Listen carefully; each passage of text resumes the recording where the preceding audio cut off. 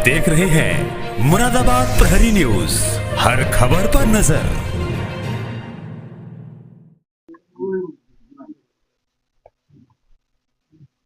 लोकतांत्रिक संस्थाओं को कमजोर करने का प्रयास कर रहा है।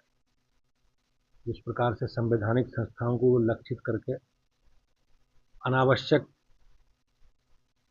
आरोप और प्रत्यारोप कर रहे हैं, वो निश्चित रूप से जनादेश का एक अपमान कर रहे हैं। जनता के मत का अपमान करने का काम विपक्ष कर रहे हैं। आपने देखा होगा कि सबसे ज्यादा लोकतंत्र को अगर किसी ने कमजोर करने का काम किया तो समाजवादी पार्टी ने, कांग्रेस पार्टी ने किया। इमरजेंसी किसने लगाई? मीसा में पूरे देश को किसने बंद कर दिया? और आप देखेंगे कि किस प्रकार से कन्नौज में समाजवादी पार्टी ने 2012 में श्रीमती डिम्पल यादव को निर्विरोध चुनाव जिताया, किसी को नामांकन तक नहीं करने दिया। तो ये पिछले चुनावों से जिस प्रकार से माननीय मोदी जी के नेतृत्व में, योगी जी के नेतृत्व में लोगों का विश्वास भारतीय जनता पार्टी की कल्याण की नीति और नेतृत्व के प्रति लोगों का विश्वास है, उससे ये बौखला करके इस प्रकार से संवैधानिक संस्थाओं को अपमानित करने का काम कर रहे हैं। और ये निश्चित रूप से देश के लोकतंत्र के हित में नहीं है। महाभियोग लाने की बात कर रहा है चुनाव के खिलाफ महाभियोग लाया है। मैंने जैसे कहा कि ये लोग अभी आप देखेंगे, जब परिणाम इनके अनुकूल आएंगे तो ये कुछ नहीं कहेंगे। इसी इलेक्शन कमीशन ने अभी विधानसभा के चुनाव हुए हैं, आपने देखा होगा झारखंड में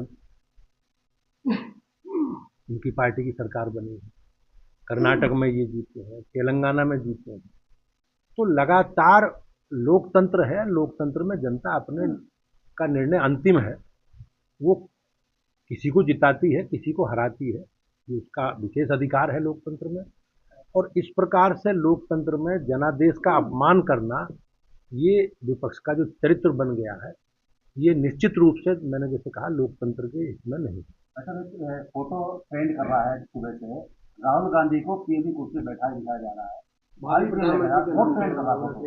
अब सपने देखने का अधिकार सबको, ये जनता को निर्णय करना है कि किसे देश की बागडोर सौंपनी है, किसे क्षेत्र की सौंपनी है।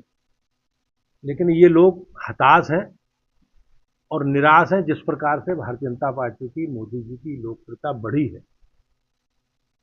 उसके आधार पर मैं निश्चित रूप से कह सकता हूं कि फिलहाल इनकी कोई संभावना नहीं है, केवल सपने देखने हैं। सपने देखने का अधिकार सबको है। सरकार के तीनों विधेयकों को लाने की बात चल रही है, उसका लगातार विरोध चल रही है, किस तरह से देखते हैं?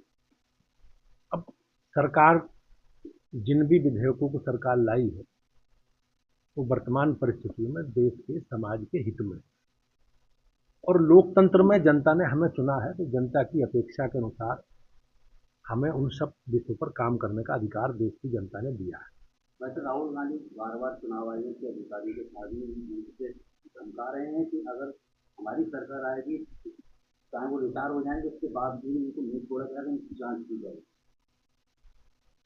अब ये देश के लोगों को तय करना है कि हमें एक फेयर मतदाता सूची चाहिए, उसमें मतदान के द्वारा हमें सरकार चुननी है, या हमें बांग्लादेशी रोहिंग्या लोगों के जो मतदाता सूची में नाम है, या जिस प्रकार से मतदाता सूची में धांधली हुई है लंबे समय तक, उसके आधार पर हमें मतदान करना है। तो मैं निश्चित रूप से कह सकता हूं कि सबको का मत है, देश के सभी नागरिकों का हम एक फेयर मतदाता सूची हो और फेयर चुनाव हो, इसके लिए सरकार को, इसके लिए आयोग प्रयास कर रहा है।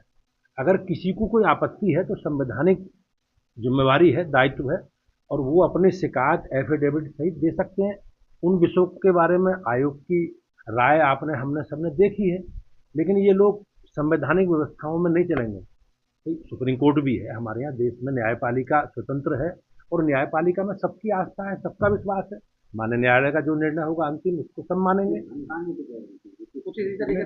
निश्चित रूप से ये इनका जो चरित्र है, ये इनका स्वभाव है समाजवादी पार्टी का और कांग्रेस पार्टी का, ये लोग अपनी परारी सुनिश्चित मान करके इस प्रकार से अब गुंडागर्दी पर उतर जाए और लोगों को धमकाने का और अपमानित करने का काम कर रहा है। भाई साहब, कुशीनगर में जो ठाकुर मामले में रेप में सपा नेता का मामला नाम सामने आया, तो जो भी दोषी हैं, जिन्होंने अनैतिक काम किए हैं और अनैतिक कामों में जिनकी संलिप्तता पाई जाएगी, सरकार बगैर किसी भेदभाव के उनके खिलाफ विधि सम्मत कठोर कार्रवाई करेगी। हमारी सरकार में अपराधी अपराधी है। अपराध के प्रति जो सरकार का दृष्टिकोण है योगी जी का, उस दृष्टिकोण को पूर्णतः लागू किया जाएगा। उत्तराखंड सरकार धर्मांतरण के मामले में और सख्त कानून बना रही है। ये निश्चित रूप से जो एक षड्यंत्र है धर्मांतरण का, उस षड्यंत्र के खिलाफ हम सब लोग हैं और सरकार की अच्छी पहल है, मैं उसका स्वागत करता हूँ।